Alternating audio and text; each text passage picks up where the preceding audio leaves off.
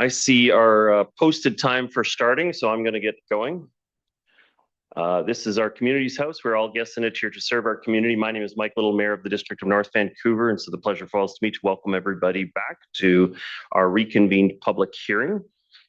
This process is defined under provincial law, quasi-judicial setting, and so again, I'm going to reread the script I read at the beginning of last meeting, and then we'll carry on at that point. This public hearing is being reconvened to receive further input from the community regarding bylaw 8778 pursuant to section 464 of the Local Government Act, and is being held in a hybrid meeting format, meaning there's a combination of in-person and electronic participation by some or all members of council or by staff and the public. The hearing is being streamed live over the internet and recorded in accordance with the Freedom of Information and Protection of Privacy Act. Public participation in this hearing is being accommodated by speakers having signed up in advance, as stated in the notice of public hearing, as well as observers being provided the Zoom meeting information on the DNV website and in the notice of public hearing. Written submissions will be received by the corporate officer on behalf of and shared with the council at any time up to the time the hearing is closed. These may be submitted to input@dnv.org. Therefore, in this manner, all persons will be afforded a reasonable opportunity to be heard and to present written submissions. The chair has established the following rules for this public hearing. One, we will begin by calling on the person who was speaking at the time the hearing was adjourned last night, followed by speakers who have signed up to speak since the hearing adjourned. At the end of the speakers list, the chair may call for any other additional speakers from those in attendance in person and via Zoom. Two, speakers will have 5 minutes to address council for a first time and are asked to begin their remarks to council by stating their name. Three, after everyone who wishes to speak has spoken once, speakers will then be allowed one additional 5-minute opportunity. Four, any additional presentations will only be allowed at the discretion of the chair. Speakers are reminded to not repeat information from their previous presentations and to ensure all comments remain focused on the bylaw under consideration this evening. Five, if a written submission has been provided, there is no need to read it as it will have already been seen by council. Speakers may summarize or briefly reiterate the highlights of their submission. Six, all members of the audience are asked to be respectful of one another as diverse opinions are expressed. Council wishes to hear everyone's views in an open and impartial forum. Some important notes about public hearings. The council is here to listen to the public, not to debate the merits of the bylaw. Council may ask clarifying questions. The corporate officer has a binder containing documents and submissions related to the bylaw, which council has received and which you are welcome to review. This is available on the table next to the door and online at dnv.org/agenda. Everyone at the hearing will be provided an opportunity to speak. If necessary, we will continue on a third night. At the conclusion of the public input, council may request further information from staff, which may or may not require an extension of the hearing, or council may close the hearing, after which council should not receive further new information from the public. We don't have a repeat of the staff presentation that occurs at the beginning of the first night, and we don't have a repeat of the applicant presentation. So we're just going to resume to largely where we left off. Unfortunately, I had to interrupt Dr. Corey Cost in your comments on your second time speaking. So if you come on down, we can accommodate your second and third time speaking together for 6 minutes if you would prefer, or we can just do 1 minute and then move on to the third speaking opportunity at another time. At your pleasure.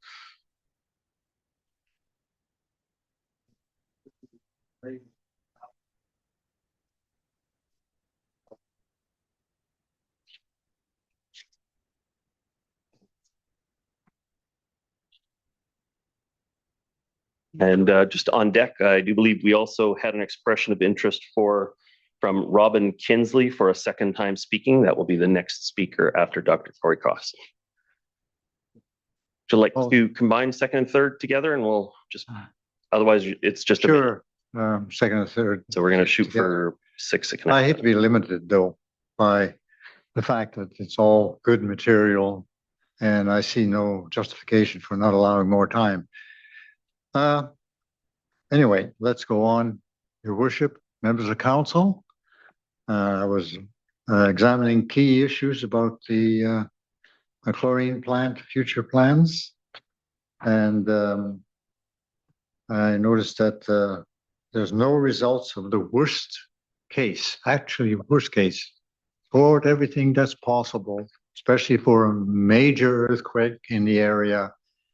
There's no studies of that, no idea of what would happen to the plant under those circumstances. The liquid chlorine plays only a small role in making our water safe. I must remind people about that, which uses most of the time to make water safe. They use as a primary disinfectant bleach, or sometimes I see chlorine, but mostly going to be bleach. The shelter in place works really badly when the whole thing comes down from an earthquake. There are no intact windows or ever around. So it's easy for chlorine to drift into the areas that are to the immediate west. These towers you put in Lower Lynn will all be encased in a green cloud to a limited height. So there's always this nice thing. Maybe you can go, oh, I forgot, there's no power in the building anymore. So there's no going up the stairs for relief. I have no feedback about the insurance yet. I would love to have that. This is a table which compares different aspects of large releases and small releases. And I point this out and submit this for your information that often small releases over a period of years can be chronically disastrous to the local community. So please take account of that. Back to the issue of the chlorine plant with 1 kilometers from the residential area. You say that safety is our priority. Certainly it's a motto, but it doesn't seem like it is. It seems like money and employment and other factors are coming into play. This makes it difficult for council with limited budgets, unlike the federal and provinces. You're sort of restricted to dealing with these. Many chlorine and chemical plants were built decades ago, as this one, but now often the surrounding land was industrial or less populated. So over time, we've seen a massive growth compared to the mid 1950s in the population. I admit the quality of the safety measures has improved, but I still feel that they are come up short with dealing with the problem of the community around them. So I'll submit a little subject discussion on that matter. I have a series of potential questions. Let's just see if I can. If power is lost during the chlorine release, what systems continue operation and for how long? Because real accidents often involve loss of utilities. So I didn't see anything about that. And how sensitive are the risk counters to the exact location of residential and public receptors? Why that matters? Well, because small mapping changes can shift whether the risk thresholds are being exceeded. If the study's conclusion later prove inaccurate due to incomplete information, who bears the responsibility? The operator, the consultant, or the municipality?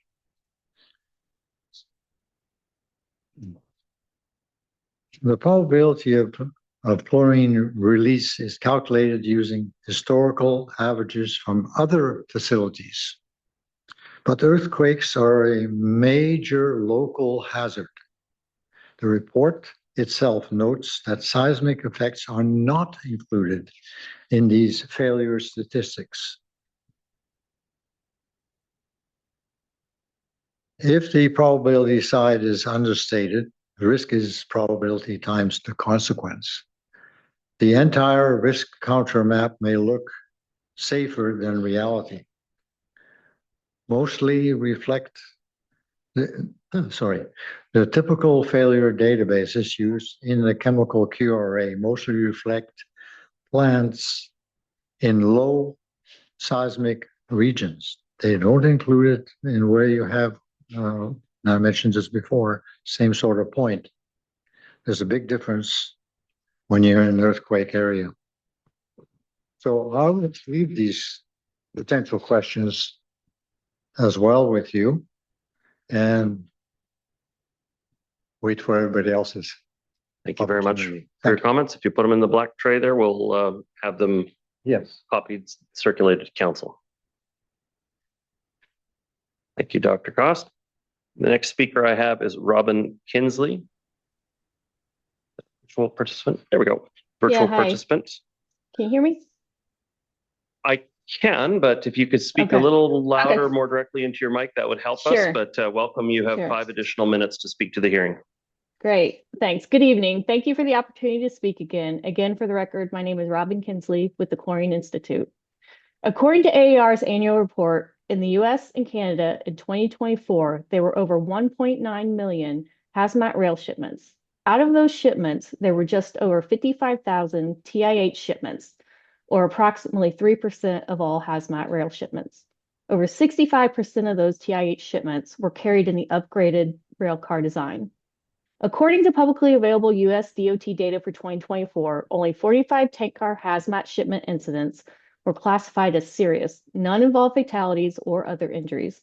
The last chlorine release due to a rail accident occurred in 2019, which involved a 0.003 pound vapor release due to a damaged pressure relief device, which resulted in no injuries.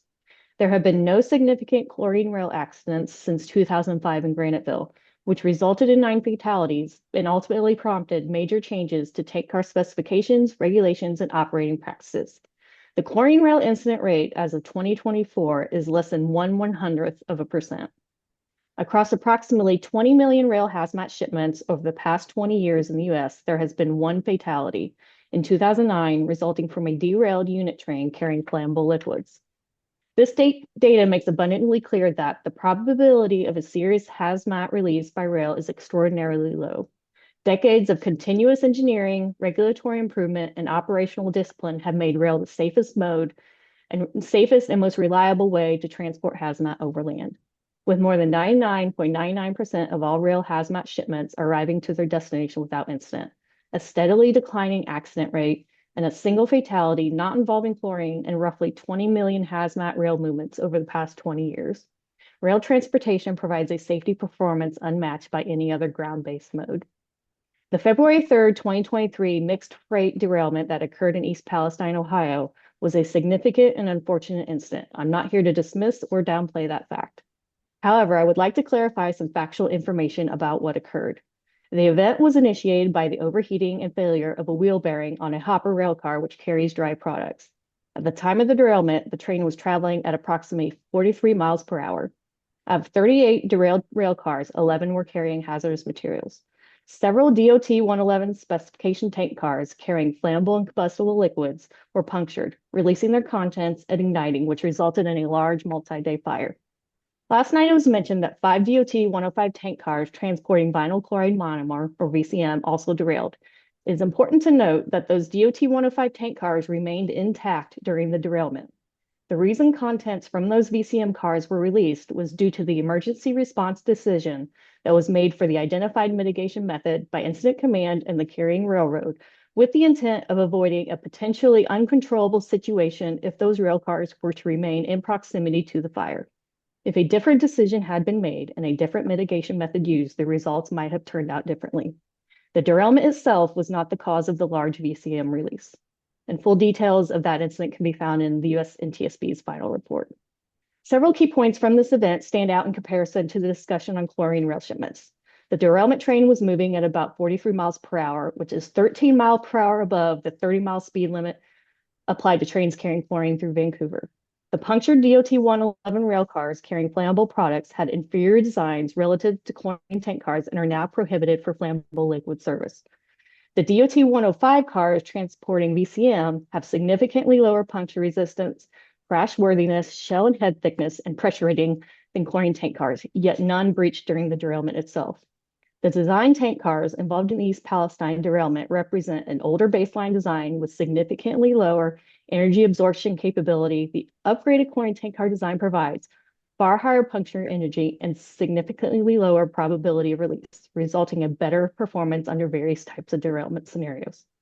Railroads remain the safest mode of land transportation for hazardous materials, playing a critical role in protecting communities, employees, and the environment. Thank you. Thank you very much for your comments, Robin Kinsley. Okay. Would anybody else like to speak a first, second, or third time?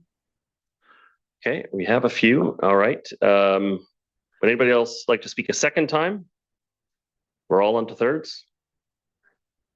Come on down. First, you win. There you go. And we do have a few questions that have accumulated from council members. And so once we go through this next group, then we're going to come back over for additional questions and responses from staff.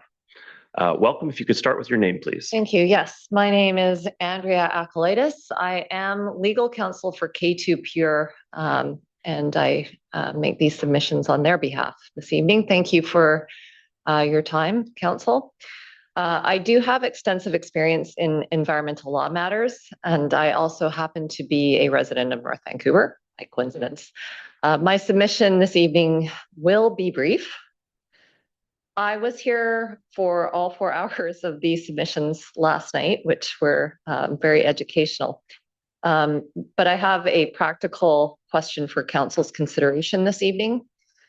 I do want to start with some context. I recognize that it is, I think everyone here should recognize that it's appropriate to acknowledge that today municipalities face very difficult, challenging sustainability decisions, especially in these challenging economic times. Absolute recognition that there's the challenge for you folks of balancing environmental protection, safety concerns, and also supporting responsible industry. So with that in mind, my question is this, which is meant to be, have in mind the policy and purpose of the zoning bylaw that was enacted by this district 40 years ago. Has council considered deferring this zoning amendment application and requesting that staff consider a bylaw amendment that allows the facility to continue to manufacture chlorine, conditional on shipping of chlorine being phased out? Thank you for your time and your consideration this evening. Thank you very much for your presentation, Andrea Akalaitis. Is that correct? Correct, yes. Thank you very much. Okay, I saw Mr. Teven.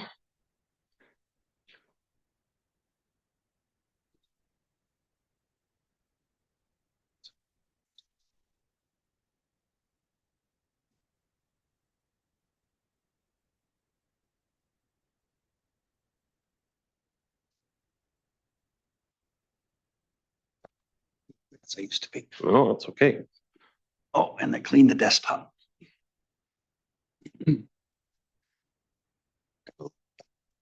Presentation.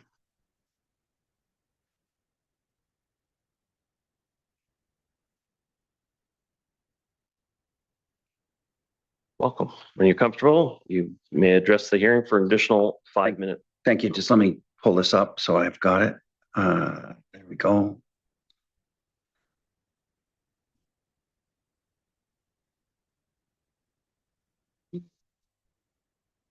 Does anyone remember, was I here when I left off last night? Very close to the end, you Yeah. that, yeah. Okay, anyway, for the record again, Peter T. Van, 1900 block, Indian River Crescent. Just to revisit this, I brought up last night the prospect of the seismology of our region, which is high risk according to Natural Resources Canada and the rest of the world. We live in a zone called the Ring of Fire, very frequent geological activity. And, Council, I just want to start, I got to tell you, you guys all know I've been to more than my share as an average citizen of public hearings.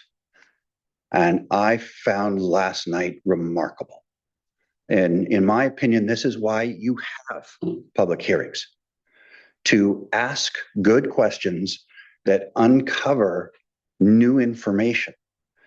And, here we sit,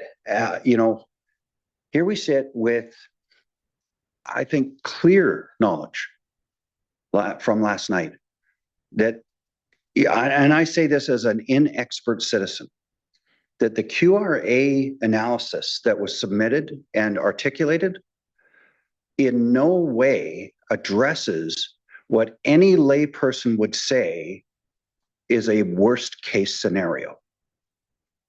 You say to me, worst case scenario, I say, seismic event? No, sorry, that wasn't included. Oh, what about the hydrogen plant next door? No, sorry, that wasn't included. What about a rail car accident off-site, even 50 feet? No, sorry, that wasn't included. What about sabotage or act of war? No, that wasn't included. Based on that, there's no way you can conclude the QRA in any way addressed a worst case scenario. And maybe there's a worst case scenario I can't even think of, but I can think of those myself. So, good to revisit these words. A prudent person foresees danger and takes precautions, and a simpleton blindly goes on and suffers. I just want to, just want to talk about a little history. This plant was established in 1957. There was a census in 1956, and the District of North Vancouver's population was 26,252. That population is now estimated at 97,845, pretty close to 4 times.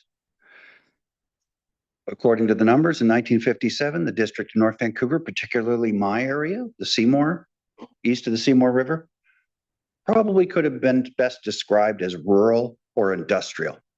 Industrial on the waterfront, rural in the rest. Now it's urban.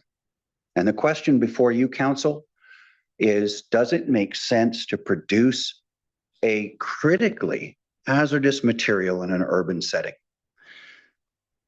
But the other thing to consider is this.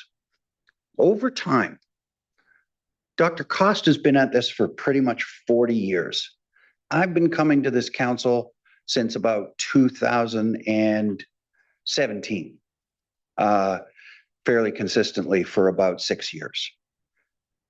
Every single time a development proposal came up, the Maplewood Village Plan, every development in Maplewood, the Fire and Training Center in Maplewood, the Metro Housing Facility on Riverside, every single time, we in the public said, why are you putting higher density residential next to a chemical plant?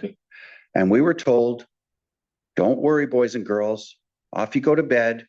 The chemical plant is shutting down by 2030. Now, I don't say this to any individual member of council because I'm very well aware the members of council today are not the same that they were in 2017 or 2010, right?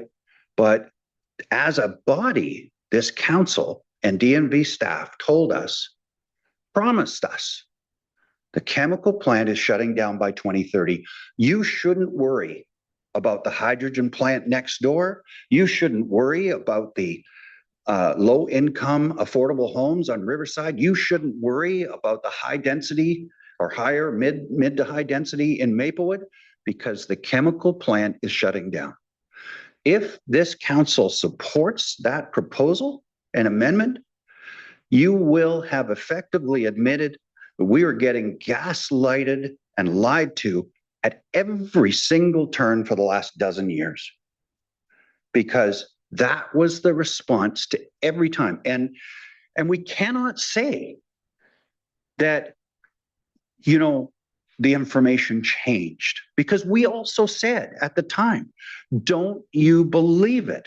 There's no way a corporation walks away from a profitable enterprise. No one would blame them for not walking away. But you can't say, hey, this is new information, because at the same time as saying, why would you park high density residential there? We said, you know, and you guys said, not you individually again, but the body said, they're going to shut down. We said, don't you believe it? So you can't sit there now and go, gee, we didn't see that coming, because we warned you as a public body. A lot of us warned you. This was coming, and it's not going to fit with all the decisions. So here's a real question for you. As a body, if you look back at the last 12, 15 years of decisions under the OCP, how many decisions did council make that were contingent on chlorine production ceasing? And how many would you make differently today? Draw to a close, please. I'll draw to a close. So I really found last night enlightening. I think you have a big challenge. I think there are so many questions that are outstanding. You know, Corey looked, there's, you know, we had the retired chief of Burnaby Fire. Where's the report from our fire chief? If you could draw to a close, please. I'm doing so, sir. So there's a lot of questions that need to be answered. I don't see how you can close this unless you're rejecting it outright. Thank you. Thank you very much. Peter Teven. Okay, I believe I saw Jess Conrad. Conrad, sorry. Apologies. There's someone online flag if they want to. They raised their virtual hand, and we'll see it in the attendees, and we'll move them over as a panelist. So I do have now 2 people that have just raised their virtual hands. We'll get to them shortly. Address some of the inadequacies. Connor, welcome. You have 5 additional minutes to address the hearing. Thank you for the opportunity to speak again. I am disturbed by the diluted version and the amount of inaccurate information about the disaster in my community that was stated by the Chlorine Institute. This is exactly why my community continues to suffer and why rail disasters keep happening. I not only lived through that accident, but I have spent the last 3 years of my life studying every document, including the 500+ page National Transportation Safety Board docket that details every part of the incident investigation. I have met with dozens of federal and state agencies, and I now travel to many places like North Vancouver to catalyze the crisis in my community and ensure that it does not happen again somewhere else. I am here to help this community because it is clear, and you just witnessed it, that so many people will not help mine. As a chemically impacted community member, the Chemtrade decision to complete a risk assessment solely within their fence line is confusing and irresponsible.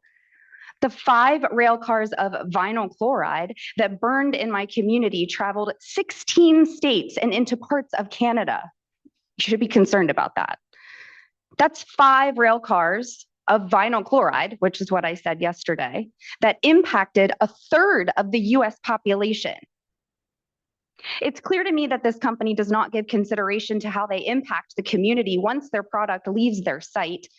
I am glad to hear about Chemtrade considering alternative approaches to their business, such as making bleach. It makes me wonder why they would do that if their current operations are essential and safe. 2030 is plenty of time to transition to a safer alternative.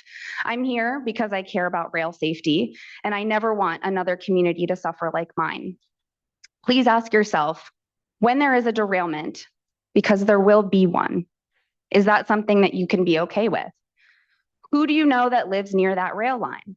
whose kids and grandkids go to those 40 plus schools that were listed in the impact zone in the Accutech map? Are you prepared for a multi-billion-dollar cleanup? My community has a population of 4,700 people, and Norfolk Southern Railroad paid out over 1.1 billion with a B US dollars for the cleanup. With a higher population in North Vancouver, you could face a multi-billion-dollar liability, not to mention the rail line being shut down, potentially closing the port. Who's going to pay for that? Is the district indemnified? North Vancouver has some of the highest property values in Canada, a toxic cloud making neighborhoods like Maplewood or Seymour uninhabitable for any period of time would trigger a massive insurance claim for property and for personal injury. The thing is that chemtrade doesn't need to leave the community. It's clear they're very well received. I respect them, despite what you may think. They can make an adjustment. They could stay loyal to this community. Let them show you how dedicated they are to the people of North Vancouver. Yesterday, I urged council to defer or deny, and I will urge you again. However, I will add a request that council consider amending the zoning bylaw to provide a just transition and define a clear phase-out time period for chemtrade. Chemtrade should stay in the community, but they should not put chlorine on rail cars. I urge chemtrade to be the industrial leaders and community friends that they claim to be here in North Vancouver. Thank you. Thank you for your comments. Jess Connard. I saw another hand over here. Yes, please, in the back. Michael Graveson. Would you join us for a third and final time? Michael Graveson, welcome. When you're comfortable, you have 5 additional minutes to address the hearing. I hate to have to follow that.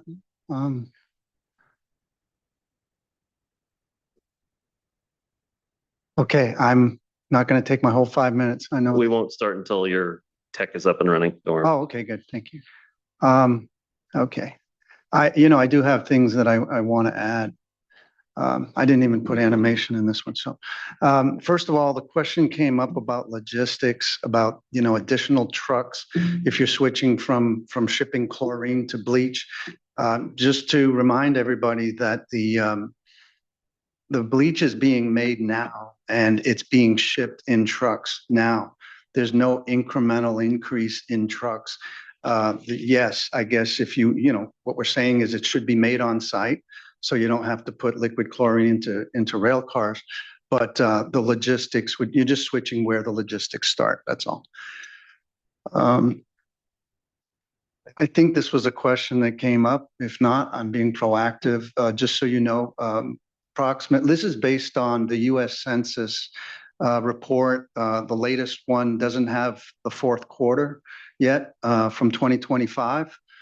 So I have extrapolated, annualized the numbers based on January through September. And bottom line is approximately 95% of the liquid chlorine produced by chemtrade actually goes through the DNV, through Greater Vancouver and to United States. It doesn't go to water treatment here in Canada. And that's after subtracting the chlorine that was used to make hydrochloric acid. So 95% goes to the US. Again, water treatment, I want to echo a little bit what Peter said about how I'm really impressed at how this process works and how you have created an environment to have new learnings. And one of the things we learned that the council has now learned is that bleach, not chlorine, is the main disinfectant in water treatment. Bleach is produced, as the applicant said, using chlorine and caustic soda. The applicant makes both. They can just make the bleach on site. No, I don't think many have said, I disagree with not making the chlorine. They can make more chlorine if they want. Just don't liquefy it and put it in rail cars and ship it through the community. Make the bleach instead. somebody said that, oh, we might have to, import chlorine from the US or, by the way, there's four alkali producers in Canada. They actually export close to 200,000 tons of chlorine because unfortunately the demand in Canada is relatively low. And so there's too much chlorine to go around in Canada. But that being said, Chemtrade, keep making your chlorine. You don't have to bring it in from the US or from the east side of Canada. Keep making your chlorine. Be vertically integrated, make your bleach, treat the water, no middleman, etc. So I wanted to clarify that. On the safety side, what we learned was that this was just mentioned that a big part of we think what should be considered is the risk assessment of cars once they leave the site, because that's what would affect the community. That was not done, but it was by the study commissioned by the applicant, but Accutech did that, and their professional conclusion was that the risk with respect to shipping liquid chlorine rail cars is unacceptable. Again, on the safety side, the reduction in liquid chlorine storage, we learned yesterday that there is essentially no reduction, that you're reducing the fixed storage, but the applicant acknowledged that there will still be 32 full rail cars on the plant track. They did not acknowledge, but it's in their website, that there's also 159 on average, these are their numbers, unloaded liquid chlorine rail cars that are often called empty, but on average, those cars always contain anywhere between 2 and 3 tons, sometimes less, sometimes more, but the average is probably between 2 and 3. So that times 159 plus 32 times 80 gives 3,000 tons that I was talking about.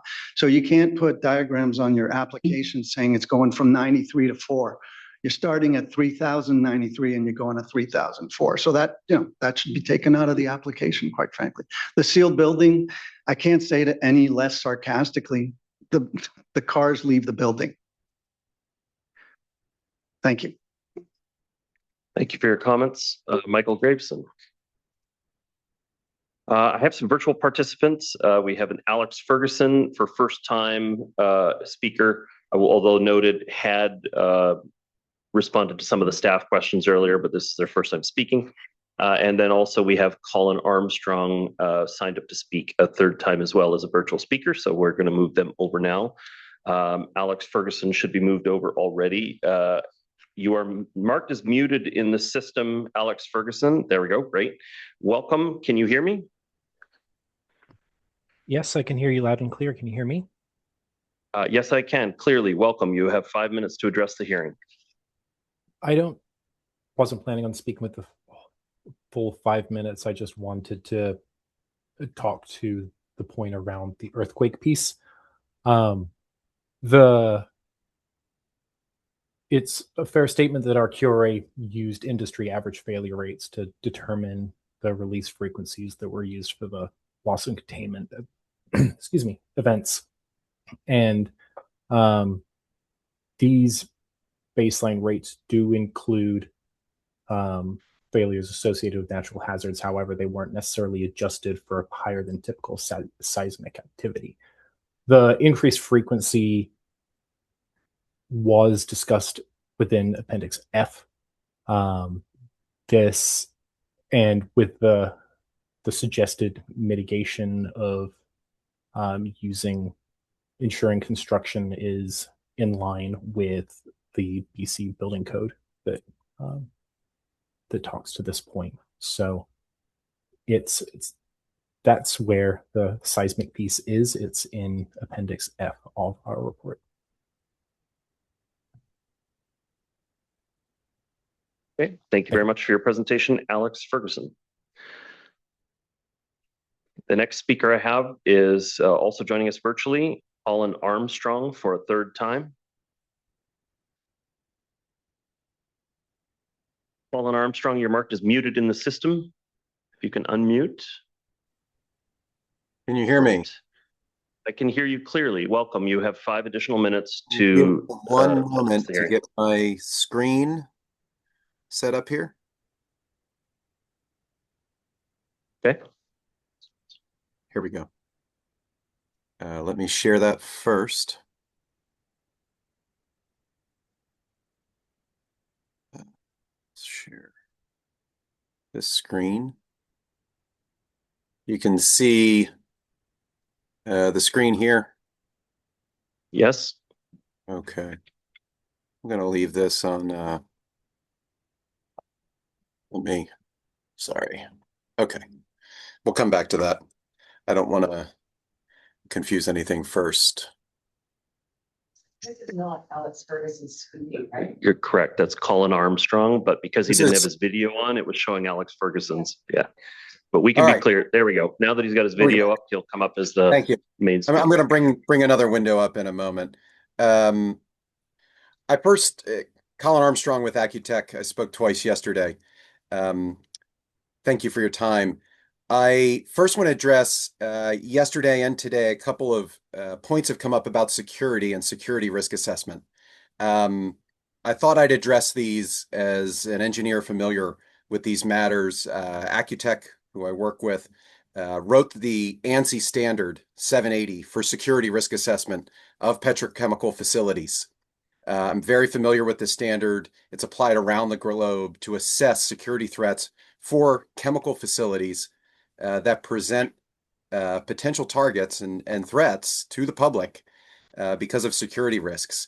That standard provides set methods for characterization, threat assessment, vulnerability assessment, risk evaluation, and risk assessment. I have not seen a security risk assessment submitted as part of this rezoning application. We haven't heard any details of site security plans or any risk assessments that have been done related to security. We know that the QRA did not assess security specifically. And I think we have to ask the question here, has a security risk assessment been conducted? And if not, why? And if one has, it needs to be submitted and reviewed. This is standard practice in the industry. Meanwhile, we know based on the actions taken in 2010 to relocate these chlorine rail cars during the Olympics that they present a potential threat and a potential security risk. It's well understood in industry. The next thing, and this is where I want to share my screen here, because I just want to speak to something that came up in a discussion yesterday that I had with another member of the public there. They were talking about the Baker report, asking me some questions. The Baker report, it's stated here that it assesses stored rail cars on site. But I'm a little confused at the information here. The information that we have seems incomplete. Here we're told that Baker was not involved in determining the basis for the frequency of the stored railcar bleach scenario. So Baker's telling us they were not involved in this part of the analysis. They used the data, but they weren't involved in developing it. It was developed previously in 2006. I believe the site may have been under different ownership at that time, by a third-party consultant. Alps and Associates is the name of that consultant. I did some researching. I don't think they're in business currently. The gentleman who was running that, I think it was retired now. They give the frequency here. They say that was determined in 2006, and they use that at the request of Chemtrade. So Baker here didn't use the data that they would have normally defaulted to, rail safety data or standard industry data for rail releases. They used this data that was requested by Chemtrade, and I have not seen this report provided anywhere. And my question here is, did Risk Tech review this third-party study? I didn't see any mention of that. And if they didn't review the study, how could they confirm its validity for use here? No mention was made of it in the Risk Tech review. And so, I'm left here wondering how we can verify the credibility of this. We simply haven't seen it. And at this point, it's 2 decades old.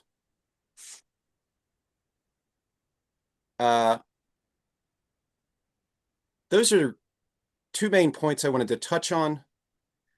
And lastly, I just wanted to make sure that we clearly illustrate and understand the results of the risk assessment that was conducted by Accutech. And I'm sorry, I'm having trouble getting my screen to share here.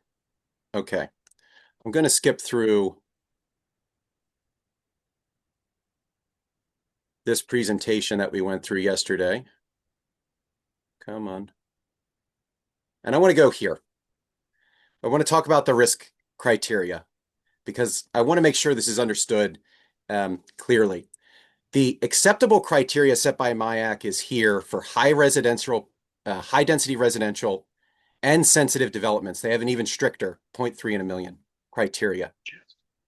Chemtrade's telling us that no high density residential or sensitive developments fall inside of that limit.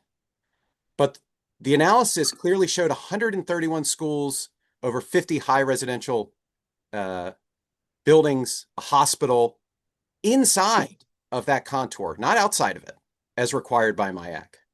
That's what this shows. That red contour is where we should have no high density housing, no schools, no daycares. We have 131 schools inside of here. We're not here where we should be. We're all the way over here. We've got high residence, high density populations, and sensitive developments in the areas that are strictly forbidden by the MIAC standard. Thank you for your time. Thank you for your comments. Colin Armstrong. Okay, I think I've caught up with the list at this point, and so I'm going to go over to staff and get them to read the questions that have been sent in and provide the responses, and then we'll come back to the room and see if we have anyone else who would like to speak a first, second, or third time. So I'm going to check in. Yan Zhang, do you have questions from council and their responses for the record, please? Good evening, Mayor and Council. Yes, I do have some additional questions from Mayor and Council that I would like to provide a response. I'll start off with this question. Okay.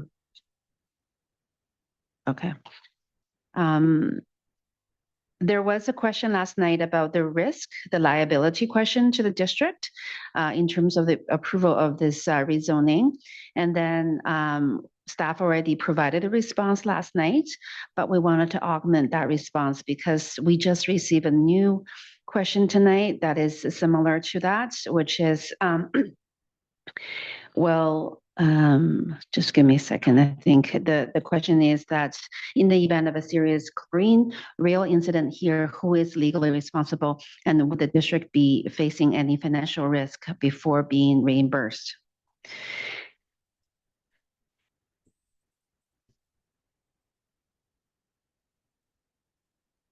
The proposed rezoning, if adopted, would facilitate the proposed private project located on a privately owned land. Specifically, the relocation of chlorine production and storage from Chemtrade's port lease land onto Chemtrade's fee simple land.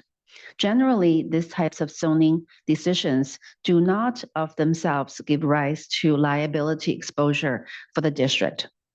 For example, Section 458 of the Local Government Act says that compensation is not payable to any person for any loss or damages that result from the adoption of a zoning bylaw.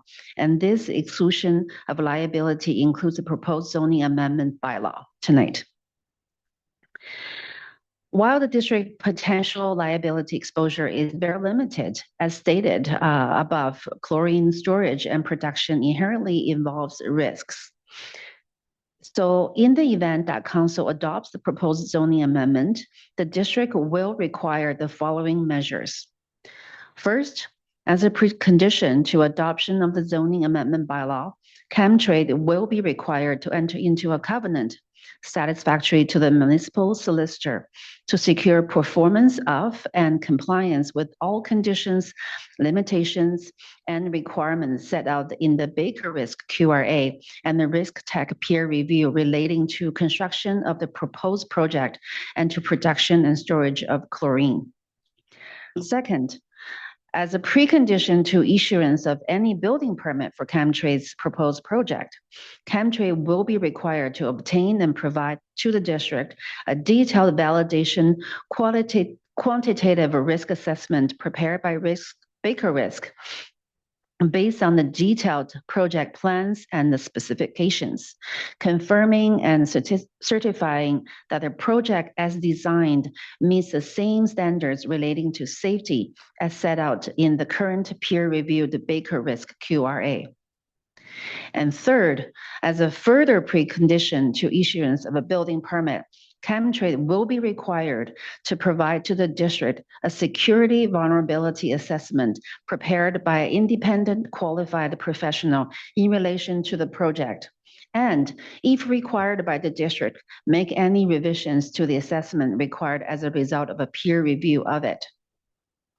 And fourth, as precondition to issuance of any occupancy permit for Chemtrade's proposed project, Chemtrade will be required to provide a verification report from Baker Risk confirming and certifying that the project as constructed meets the standards relating to the safety set out in the Baker Risk QRA, and that the completed project satisfies all conditions and requirements set out in the Baker Risk QRA, and in the detailed validation quantitative risk assessment and security vulnerability assessment.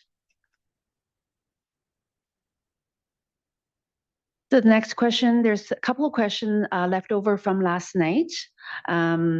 Question about, can staff provide a log of exercises over the last 5 years based on emergency response and training for local businesses and residents? How often it occurs, who provides the training, and who pays for the cost of the training? And also related to that, please confirm the training and education for the community and surrounding businesses and homes. How is the surrounding community advised as to what to do in the event? So the applicant Chemtrade yesterday have already provided their response to these questions regarding their responsibilities, their regular safety inspection and incident drills, as well as their emergency response protocol as outlined in their emergency response plan, the ERP. Tonight, I am sharing fire department and Nasim's response to these questions about community safety responses. First, from the fire department staff. The DMV Fire and Rescue Services is a key emergency response resource in the event of incident at Chemtrade. However, it is not the registered professional authority on the specific products handled at the facility. During any response, the fire department will establish a unified command with Chemtrade representatives. And through Chemtrade, CHLOREP, CHLOREP, CHLOREP, a specialized response team with access to advanced emergency response modeling software, will support the incident by modeling any potential release. Chemtrade will also engage its contractors and technical consultants to provide further expertise. All real-time modeling information will be shared digitally with area first responders, so the community can be properly notified and response team can be better prepared. The fire department further provided their information with regards to fire training occurred at Chemtrade, and then some incidents reports for the past 5 years. And those were provided in the public hearing binder as part of the staff response tab. From Nasim, there are established North Shore Emergency Management Nasim Chemtrade emergency response procedures in place. Under these procedures, when site personnel become aware of a release, Chemtrade technical staff assess the situation in accordance with their emergency response plan and assign an emergency level from 0 to 3. Nasim duty staff are notified accordingly. Nasim relies on Chemtrade's designated technical representative to confirm the emergency level and provide the information required to support any public notification. When warranted, Nasim issues alertable messaging and coordinates with district leadership, communications, and fire, Sulewatath and the City of North Vancouver Fire. For operational response purposes, the same technical information is provided directly to fire. Response actions escalated as follows. Level 0, no action required by NASIM or fire. Level 1, NASIM monitors and informs district leadership and communications. Level 2, public notification may be issued and the coordination call is initiated. Thank you. Level 3, public notification is issued as required and an Emergency Operational Center, EOC, is activated. Council would also be informed as appropriate depending on the severity and duration of the incident. If a shelter-in-place order is in place, NASIM would issue alertable that would include instructions such as those included below, and this information is also shared on our website. If official instructs you to shelter in place, it is important to stay calm, stay informed, and follow official directions. Your safety depends on acting quickly. Go indoors immediately and bring pets with you. Close all doors, windows, and vents, and shut down heating and cooling systems. Get your emergency kit, go inside your shelter-in-place room, and seal any doors, windows, and vents with plastic sheeting and tape. Place wet towels at the base of the doors. Monitor trusted news source online, on radio or TV. Stay inside until officials say it is safe to leave. And if you must travel outside, cover your nose and mouth with a wet towel. The next question is, what insurance protections are in place for on-site and off-site risk? I am providing this response on behalf of the applicant. Chemtrade has significant liability insurance in place, totaling more than $500 million through FM Global. FM Global has a reputation of only insuring clients who are serious about engineered risk reduction. They are a unique insurance company as they don't employ a single actuary. Rather, they rely on engineers for underwriting risk. They have spent considerable time at all our larger sites, including North Van, and have insured us since we bought the site in 2017. The next question is that, is the plant isolated from off-site malicious actors? The applicant's response is that yes, the site underwent a detailed operational technology OT cybersecurity review in 2024 and have implemented various layers of OT security to protect the plant from cybersecurity attacks. This involves system firewalls as well as employee training and annual regulator reviews and audit to ensure our facility is protected from cyber attacks. In addition, we have IT structures in place that protect the information system as well as internal process and procedure that are dedicated to ensure the security of our IT systems. If our systems were to be hacked, we have a series of e-stops that can be activated that can override the control system and shut down specific areas of the facility. The next question is, how long would a typical shelter-in-place order be for a ruptured chlorine tank car or caustic soda tank car? Staff response is that there is no average or typical duration of the shelter-in-place order. As stated earlier by the statement from fire and from NASIM, the conditions of a potential event vary vastly depending on many factors. And then the most accurate data is a real-time computational model that takes these factors into consideration. And then the operator, in this case, Chemtrade, and then the first responders will activate the appropriate protocol in response.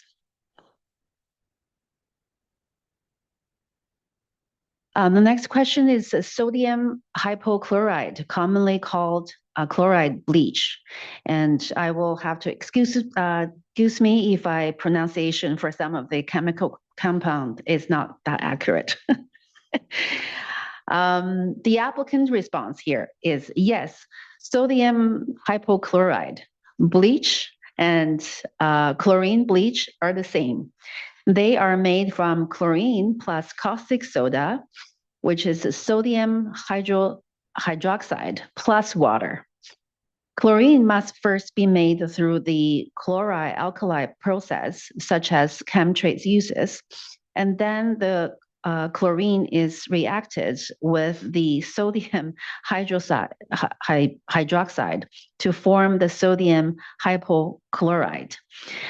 A chloralkaline plant is a larger and more complex operation, while the conversion to bleach is much simpler and can be done on a smaller scale. I will leave the answer to that, and then the applicant, if you want, you can add more response to that. The next question is, how was seismic activity considered in the risk assessments? The applicant provided the response, which is that the possibility of earthquake was included in the QRA assessment. The resulting QRA reflects that the full release of all chlorine from within the system, or the release of a full real car of chlorine. And the risk tech, the consultant David Montgomery also provided a response. Yes, seismic activity was considered in the QRA study conducted by Baker Risk. Note that the QRA results use industry average failure rates to define release frequencies, which includes considerations for loss of containment associated with natural hazards. However, the higher than typical seismic activity is not captured in this industry failure rates. The report states that the increased frequency will be mitigated through criteria that Chemtrade is planning to include in their design basis. And Baker Risk provided a seismic risk analysis in the Appendix F in the QRA report as well. The conclusion of the analysis is that no liquid chlorine release from a seismic initiating event was modeled as Chemtrade intends to remove all outdoor liquid chlorine equipment as part of their new plant design. The next question is, how much of Chemtrade's liquid chlorine gas is destined for markets outside Canada? This is the applicant's response. As a publicly listed company, we do not disclose where our customers are located for specific product segments, but we can share that approximately 70% of the plant's capacity stays within Canada. And then the next question is that can the DMV request a new robust study of an independent consultant that goes further than the risk tech review of Chemtrade's safety study? Specifically, I wanted to know the impact of a severe earthquake, the rail car safety beyond DMV borders, and then a clear explanation and scan of what other municipalities are doing when it comes to water purification and what the best practice are for purification in the future. I will pass it on to Mr. Milburn to answer that question. Thank you, Worship. The first part of the question is, can the District of North Vancouver request essentially undertake a separate quote-unquote robust study by an independent consultant that goes further beyond the studies being provided. So this is a rephrasing of a question answered last night where staff indicated that the approach recommended by staff is that which was followed, which is for the applicant's consultant to complete an assessment based on the standards outlined, and that we conduct a peer review of that information. So that was done. So this best practice approach is used by professionals to validate and verify the reports. And as noted by Yan Zhang, we are recommending that further validation and verification occur as part of the building permit process. In regard to the specific question, specifically, I want to know the impact of severe earthquake. BC is an active earthquake zone.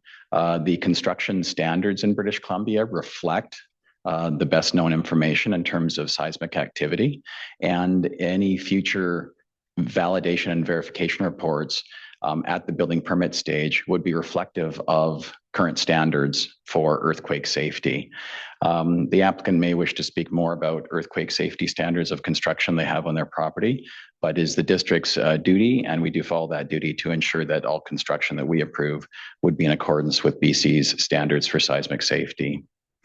The next part of the question is a request for more information on safety for rail cars beyond the district North Vancouver's borders, and specifically staff would refer to the information provided within the public hearing package so far, and to note that the district does not regulate and has no power or authority to regulate rail activity off of the property, and inter and intra-provincial rail movement is regulated by senior levels of government, and follows strict safety and standards as part of that. And any decision would be reliant on that being followed. Next is the third part of that question is a clear explanation of what other communities are doing in terms of water purification. The applicant submitted some information about the different purification used in communities, the various chemicals used in communities across Canada. In terms of the future of where the market will go in terms of changing technologies, we don't have information on that tonight. That would be subject to future market conditions and speculative. And we also do not have information on what every community is doing in Canada in terms of the current water purification practice. We don't have that information available for council tonight. Ultimately, again, it will be the market-driven forces that will determine the future of water purification standards across Canada, and then that, of course, will evolve and change over time. Thank you. Yep. We have two additional questions. The first one is, did Baker Risk Safety Study rely on data from 2006? And if I may, I would like to ask Mr. Ferguson to answer that question. Alex Ferguson online, can you hear me? And did you hear that question for your response? He's just rejoining you. We've just moved him over as panelist. We'll just take a moment. Alex Ferguson, I see that you are on and unmuted. Did you hear that question that we've directed for your response?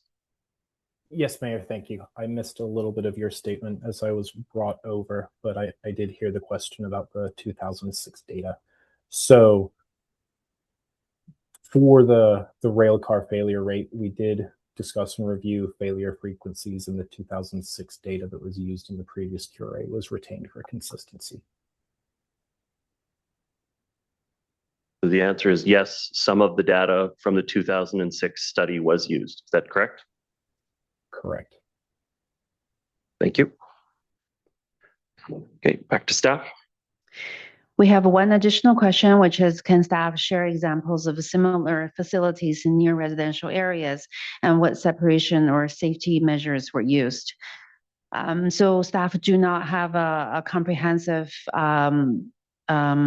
scan or know of any example of similar facilities near residential area. What we can say is that the Maplewood area plan really taking into consideration the Maya guideline, and then it was planned accordingly in terms of location of residential and more sensitive use in relation to the risk contour line to the facility. If this is something that we can have time to look into, we will, and come back with additional answers.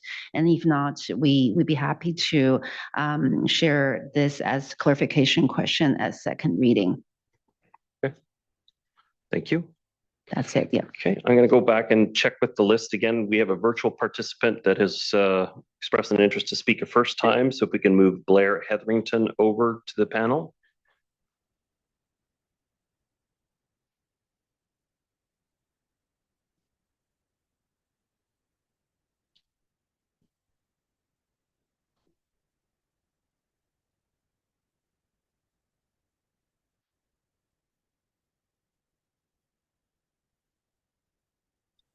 Hey, Blair Hetherington, I see you are attached to the panel now and unmuted.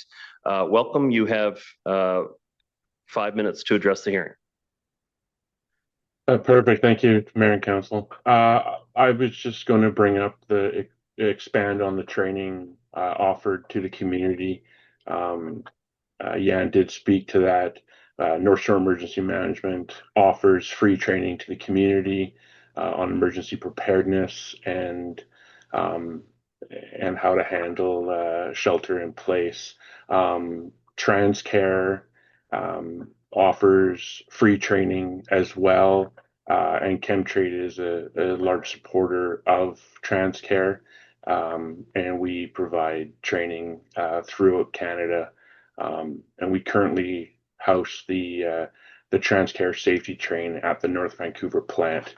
I'm also the chair for Transcare in BC, and we're running several training opportunities in Abbotsford in March here. Thank you. Thank you for your comments, Blair Hetherington. Okay, would anybody else like to speak a first, second, or third time? Again, virtual participants, raise your virtual hand. I do see we have a caller that's called in, and so we're going to try and put the slide up that gives direction for you to raise your hand if you'd like. I did see a virtual hand here. Yes, come on up, Rob. We have, I believe, second time speaker, Rob Inman.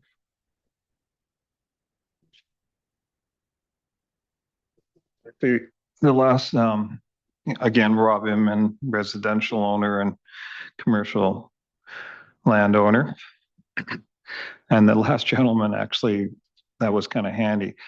Today, I met with all my tenants in the Riverside Drive area. And I also spoke with 1, 2, 3, 4, 5 of the largest businesses who have multi-employees. I did not talk to Heidelberg Concrete or BA Blacktop. Basically, everybody came back with the same thing. Nobody has any problem with the chemical plant. Everybody was aware of it. I did tell them the story of 1994. And but the thing is, what was just mentioned is that, and last night, gentleman said that every Tuesday they do their siren goes off or whatever the practice. Myself and none of us have heard it in a long time. We used to always hear it. I thought it was just once a month. And maybe they just don't bother to have it too loud at this time until there's an actual emergency. And the thing is that I got 2 tenants who have got very, very loud equipment manufacturing going on inside the building, and others said the same thing too. So, in a case of an earthquake, we get notices on our cell phones. And what was mentioned earlier about shelter in place and cover up the doors and stuff, I can tell you right now, my building, built in 1944, yeah, it's no hope. And so it's everybody was asking the same thing. How do we know that there's actually been a spill? Or earthquake is a different story, but how do we know it's going to be a spill? Is the siren going to be very loud? Allied Shipyards, when they do the shift changes, they got a horn you can hear all the way up to Blue Ridge. So, because otherwise everybody says they just want to hop in the cars and get the hell out of the area. And so I think what would be really, because of the advantage of the council tonight, is at some point, maybe soon, is that there's written information sent out, perhaps even a meeting one afternoon or something at a local business or restaurant in the area, and try to get as many representatives of companies to come. Arteryx and places like that have a lot of employees. And so that was it. It was just everybody is pretty well cool and no problem. We watched actually 2 trains go through today and they went really slow. Everything was fine. But nobody knows, how do we know for sure? And again, people who are working inside buildings with loud equipment, they're never going to hear, it's got to have to be a really large siren. And actually, I mentioned last night about our district fire department. We have the new hall, number 1 on Dalton Highway.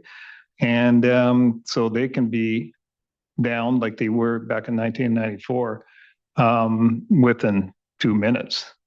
And, they were involved in getting, sending people out of the area.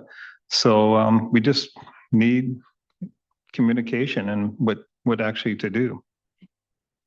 Okay, thank you. Thank you for your comments. Rob Inman. Rob. Rob. Robin. Just Rob. Got it. Okay, would anybody else like to address the hearing a first, second, or third time? Yeah, I see 3 hands. Yes. There were Dale? some. No, I need you up on the microphone to get you in the record. Yeah. So Dale Bossons with Chemtrade. There was just a few kind of questions that were asked that weren't completely closed off. I just wanted to make sure we had all the information. So one was around the site security assessment, whether one had been done, and absolutely we have, do site security assessments routinely. We obviously don't share a site security assessment because it's got a bunch of site security information in it. Sharing a site security assessment tells people what your site security systems are. So, but we do have it and, could make it available on a confidential review perspective if we needed to for council. And then, there was also some questions about similar facilities within close proximities to communities similar to what we have here. That is difficult. I mean, I am personally aware of, and we do have other chemical plants within our company that are within close proximity. Are they chlor-alkali plants? This is the only chlor-alkali plant we know. We have other acid plants and industrial complexes very close to communities. But, I don't have any detailed information about chlor-alkali plants specifically. Okay. Thank you very much. So Colin Metcalf. And I believe Mr. Metcalf, I think is this your third time? Second time? Okay. We activate this screen.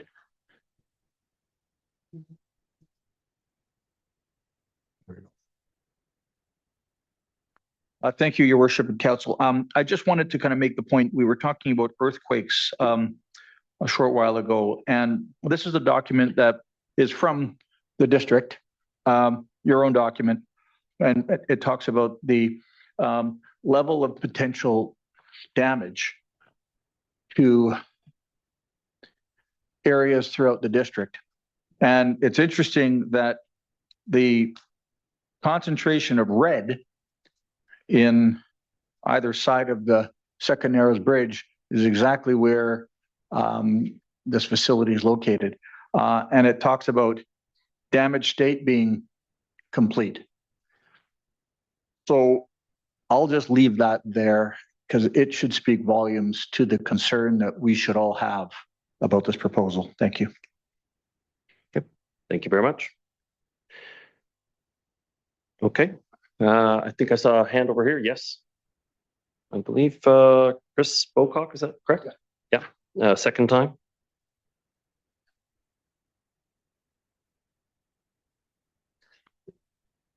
Hello, Mayor Council, Chris Bocock for a second time. I don't have any fancy presentations because this is just in reaction to things I have heard just recently. One of the questions I heard, the answer was 70% of the plant's products stay in Canada.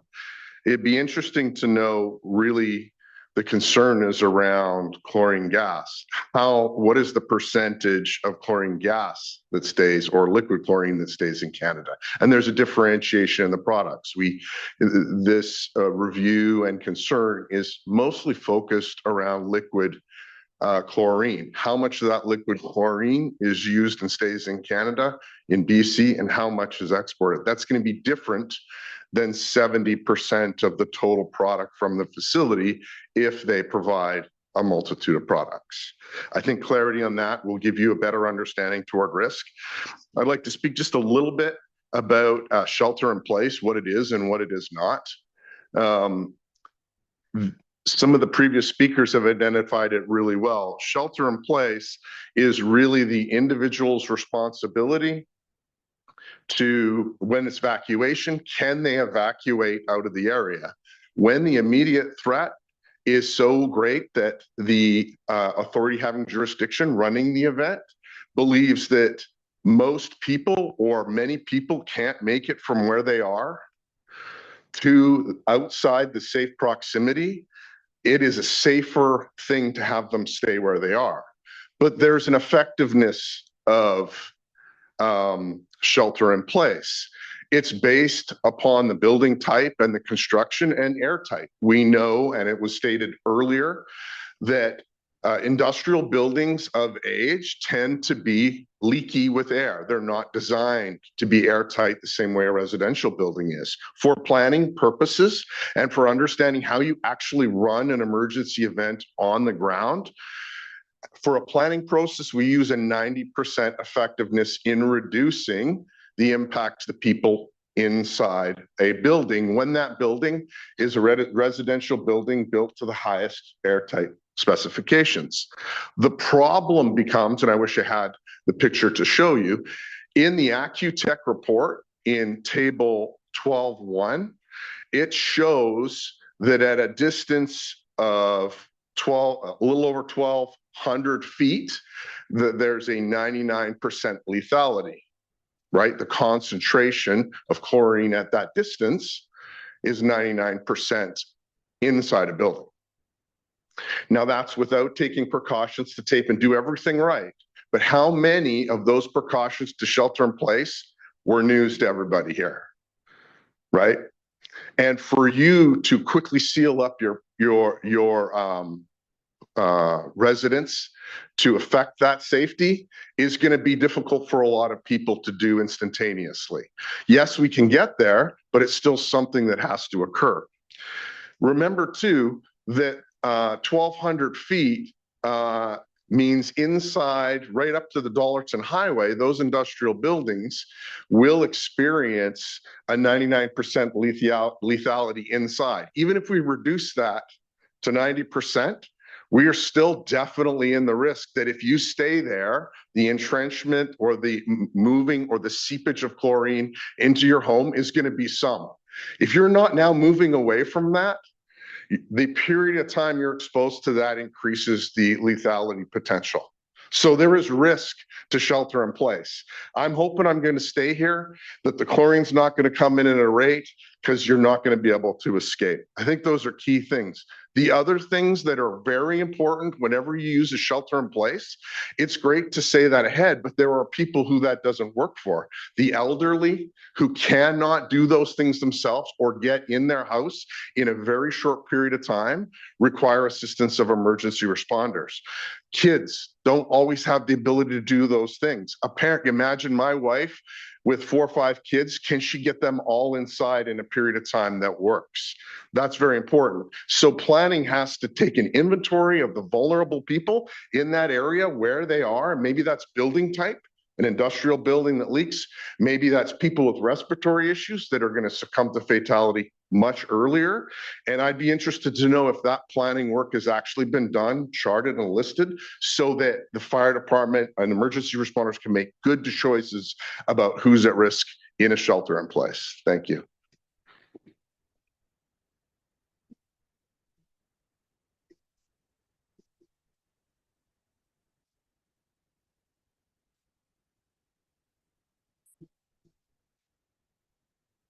Apologies. All right. So would anybody else like to address the hearing a first, second, or third time? Okay, I'm just going to check in with the staff. Have you received additional questions from the council that you have responses ready for? Yes, Your Worship. One additional question came in, which is I'm still unclear about the earthquake assessment. Did Baker Risk do its assessment using modeling for a severe event? So I would like to have Mr. Ferguson answer that question, please.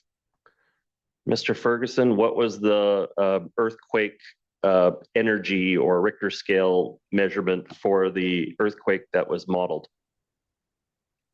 We looked at seismic hazards with a return period of 2475. I'm not familiar with that. The BC building code. I'm not familiar with that measure.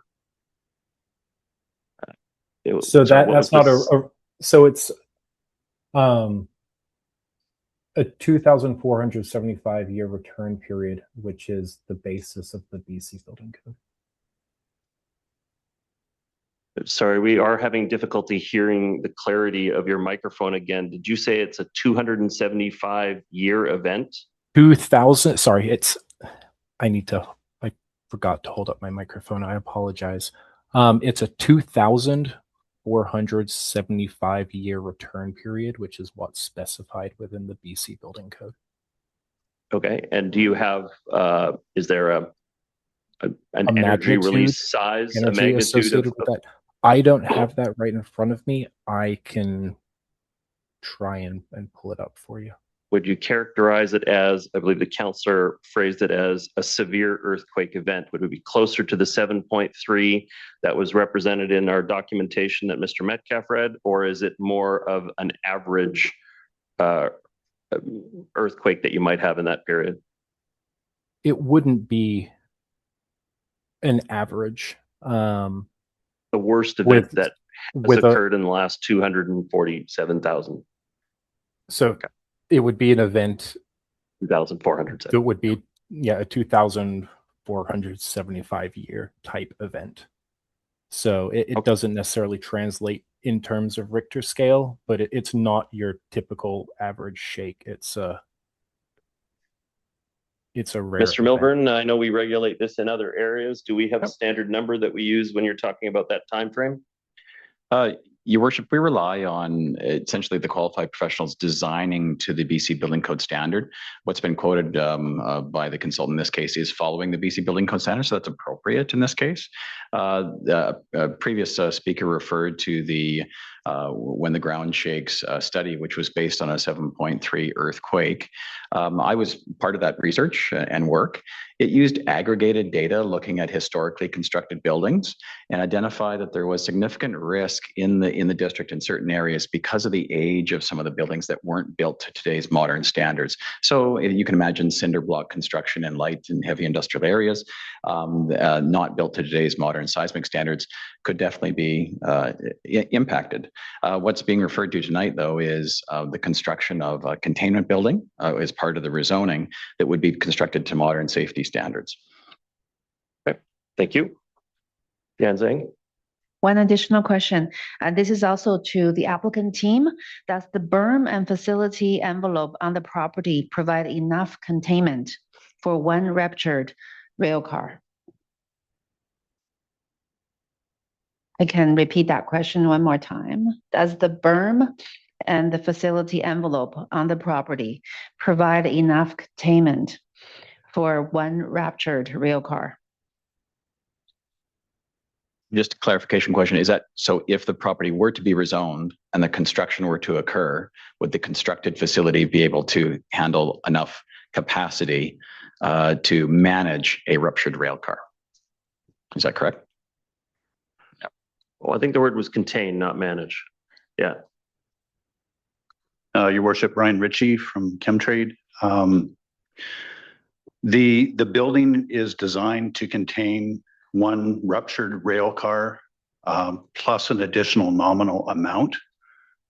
And it is also designed to manage the vapor, the evaporating vapor from that rail car through a scrubbing system with enough capacity for the entire rail car.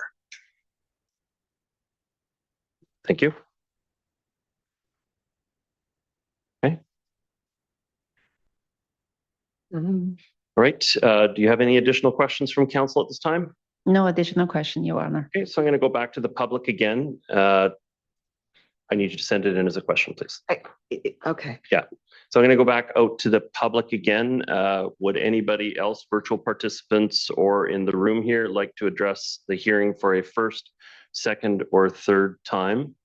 It does sound like we have an additional council question coming in, but after that, we're going to start moving towards the exhausting public speaker list and closing the matter. So yes, come on up. Again, welcome. When you're comfortable, you have 5 minutes to address the hearing. If you could start with your name for the record. Okay, my name is Palapucci. Thank you guys, Mayor at the council. I came here tonight. I'm listening to all the rest, what's going on. Earthquake. We're not ready for earthquake. Opposite never happened. But since the earthquake happened, the dam collapsed. We know that. Everybody knows.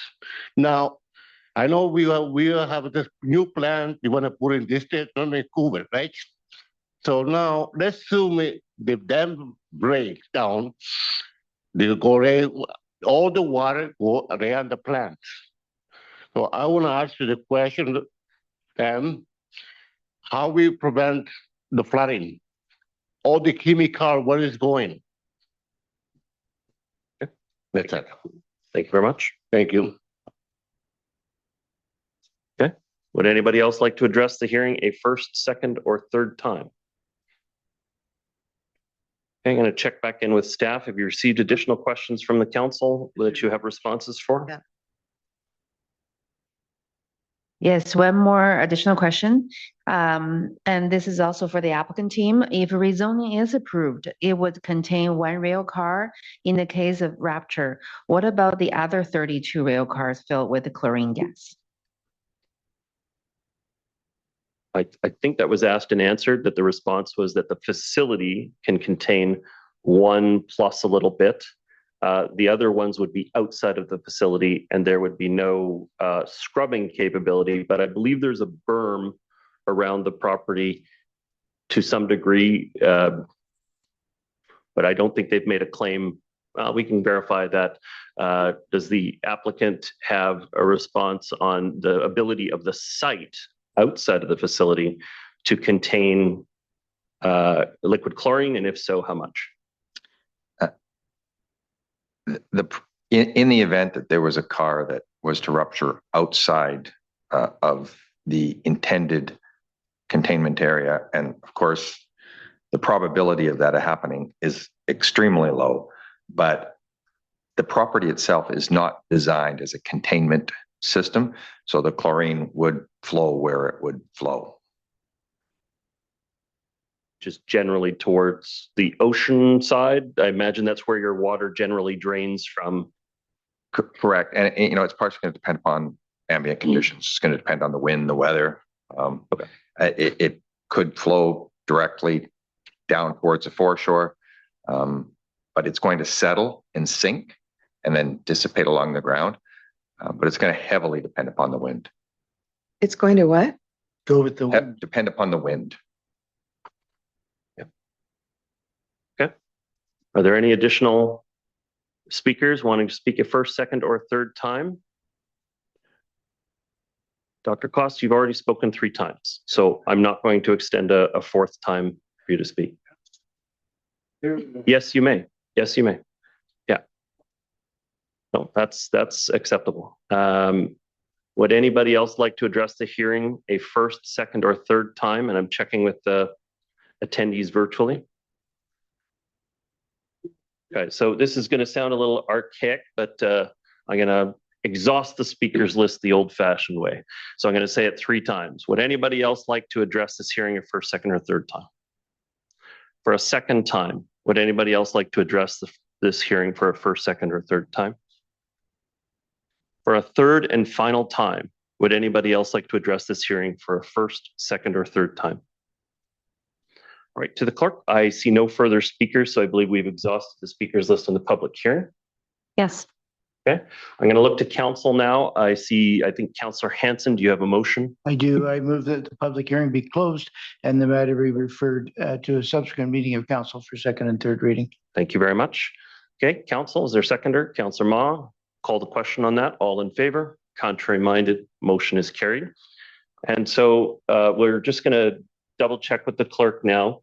Do we have a proposed date in mind or a tentative date in mind for when this matter will return to the council? Yes, thank you through the chair. Tentatively, this matter is scheduled to return on April 13th for consideration by council. So again, that's April 13th is a tentative date. And so unfortunately, you never know what can happen in a council schedule along the way. We intend to have it on April 13th, but you're going to have to monitor the agendas as they're posted in the week ahead of time to verify that that is going to happen on that particular night. And we'll do our best to make that happen. At this point, we have closed the hearing. And so what that means is the council's no longer able to receive additional new information. They have to make their decision based on the information that we've received. You still have access to staff. So if you have questions, clarifying questions along the way, you still can talk directly to the council and they'll do their, or sorry, to the staff, and they'll do their best to get responses to you. But the council becomes a little bit sequestered at this point. So you're not permitted to communicate with the council on these matters going forward until the matter is actually adopted.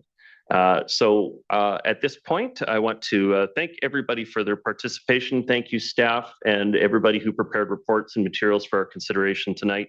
Everybody have a fantastic evening. Good night.